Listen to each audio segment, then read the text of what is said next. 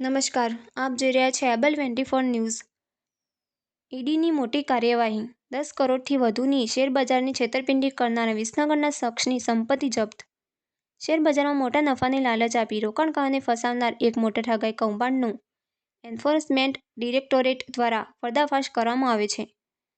અમદાવાદ સ્થિત ઈડી દ્વારા વિસનગર શખ્સ હિમાંશુ ઉર્ફે પિન્ટુ ભાવસાર અને તેના સગારીતો સામે મોટી કાર્યવાહી હાથ ધરવામાં આવી છે.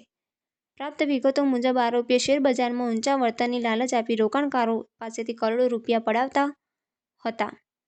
મહેસાણા, વિસનગર અને વડનગર સહિત 3 અલગ-અલગ સ્થળોએથી આ ગેરકાયદેસર પ્રવૃત્તિઓ ચલાવવામાં આવી રહી હતી. ફોન દ્વારા રોકાણકારોને સંપર્ક કરી ખોટી માહિતી આપી તેમને શેરબજારમાં રોકાણ કરવા માટે લાલચ આપવામાં આવતા હતા.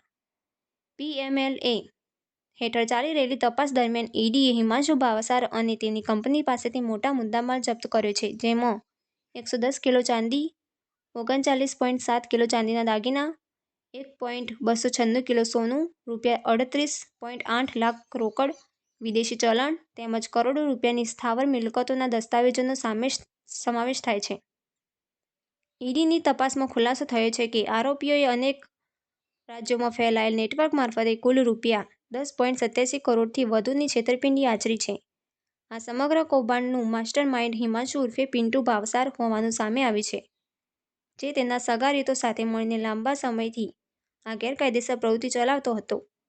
ઈડી દ્વારા વધુ તપાસ ચાલુ છે અને આ કેસમાં અન્ય લોકોની સંડોવણી બહાર આવે તેવી શક્યતા નકારી શકાય તેમ નથી.